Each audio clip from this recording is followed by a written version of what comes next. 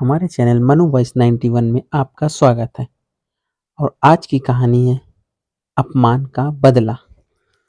राजा कृष्णदेव राय दूर दूर तक मशहूर थे। तेनालीराम ने भी राजा कृष्णदेव राय के चर्चे खूब सुने थे। तेनाली ने सुना था कि राजा चतुर और बुद्धिमानों का सम्मान करते हैं, इसलिए उसने सोचा कि क्यों न राज दरबार में जाकर हाथ आजमाया जाए। लेकिन इसमें एक अड़चन थी कि बिना किसी बड़ी मदद के वो वहां तक पहुंच नहीं सकता था। ऐसे में उसे किसी ऐसे व्यक्ति की तलाश थी जो उसे राज दरबार तक पहुंचा सके। इसी बीच तेनाली की शादी मगम्मा नाम की लड़की से हो गई। 1 वर्ष बाद तेनाली के घर बेटा हुआ। इस दौरान तेनाली को पता चलता है कि राजा कृष्णदेव राय का राजगुरु मंगलगिरी नामक स्थान पर गया है। तेनाली वहां पहुंच जाता है और राजगुरु की खूब सेवा करता है और उन्हें महाराज से मिलने की अपनी इच्छा भी बताता है। लेकिन राजगुरु था बहुत चालाक। उसने बड़े बड़े वादे रामलिंग यानी तेनालीराम से किए और उससे खूब अपनी सेवा करवाई। इसी बीच राजगुरु ने सोचा कि अगर कोई चतुर इंसान राज दरबार में आ गया तो उसका सम्मान घट जाएगा। इसलिए राजगुरु ने रामलिंग से कहा कि मुझे जब भी सही मौका दिखेगा मैं तुम्हारी मुलाकात महाराज से करवा दूंगा। इसके बाद क्या था, तेनालीराम राजगुरु के बुलावे का इंतजार करने लगा, लेकिन कई दिनों तक कोई खबर नहीं आई। इस बात पर कई लोग रामलिंग का मजाक उड़ाने लगे और कहते कि भाई रामलिंग विजयनगर जाने की तैयारी कर ली।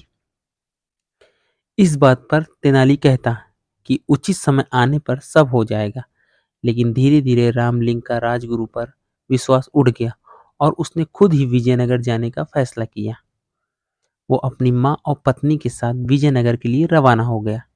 यात्रा के दौरान किसी भी तरह की परेशानी आती तो रामलिंग राजगुरु का नाम ले लेता। रामलिंग ने अपनी माँ से कहा कि व्यक्ति जैसा भी हो लेकिन नाम ऊंचा हो तो सभी काम हो जाते हैं, इसलिए मुझे अपना नाम बदलना होगा।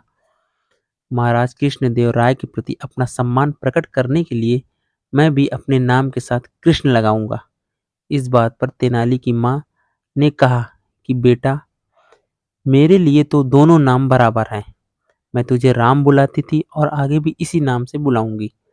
4 महीने की यात्रा के बाद आखिरकार तेनालीराम विजयनगर पहुंच जाता है। उसे राज्य की चमक दमक देखकर बड़ा अच्छा लगा। बड़े बड़े घर, साफ सड़कें और बाजार को देखकर वो दंग रह गया। इसके बाद वहां कुछ दिन ठहरने के लिए उसने वहां के किसी परिवार से प्रार्थना की। फिर वो अकेला राजमहल की ओर निकल पड़ा। वहां पहुंचकर उसने एक सेवक के हाथों राजगुरु तक संदेश भिजवाया कि तेनाली गांव से राम आया है। लेकिन सेवक ने वापस आकर बताया कि राजगुरु इस नाम के किसी भी व्यक्ति को नहीं जानते हैं। यह बात सुनकर रामलिंग को गुस्सा आया और वो सीधा राजगुरु से मिलने अंदर चला गया। अंदर पहुंचकर उसने राजगुरु से कहा कि मैं रामलिंग मंगलगिरी में आपकी सेवा की थी। लेकिन राजगुरु ने जानबूझकर उसे पहचानने से इनकार कर दिया। राजगुरु ने रामलिंग को धक्के देकर वहां से निकलवा दिया। यह देख वहां मौजूद सभी लोग तेनाली पर हंसने लगे। तेनाली का इससे बड़ा अपमान आज तक नहीं हुआ था। उसने मन ही मन इस अपमान का बदला लेने की ठान ली, लेकिन इसके लिए राजा का दिल जीतना जरूरी था। अगले दिन रामलिंग दरबार में पहुंच गया। वहां गंभीर विषयों पर चर्चा जारी थी। संसार क्या है, जीवन क्या है, जैसे सवाल किए जा रहे थे। वहां मौजूद एक पंडित ने अपने जवाब में कहा कि संसार कुछ नहीं है बल्कि एक छलावा है। हम जो भी देखते हैं या खाते हैं वो बस विचार है। सच में ऐसा कुछ होता ही नहीं है, लेकिन हमें लगता है कि ऐसा होता है। इस पर तेनालीराम ने पूछा कि क्या सच में ऐसा होता है? उस पंडित ने कहा, यह बात शास्त्रों में लिखी हुई है और शास्त्र गलत नहीं होते। लेकिन तेनालीराम को अपनी बुद्धि पर पूरा विश्वास था। इसलिए उसने वहां मौजूद सभी लोगों से कहा कि क्यों न पंडित जी के विचारों की जांच की जाए। महाराज की तरफ से आज दावत का आयोजन है। हम सब खूब खाएंगे, लेकिन पंडित जी कुछ नहीं खाएंगे। पंडित जी बिना कुछ खाए भावना करेंगे कि वो खा रहे हैं। तेनालीराम की इस बात पर वहां मौजूद सभी लोग हंसने लगे। पंडित जी शर्म से पानी पानी हो गए।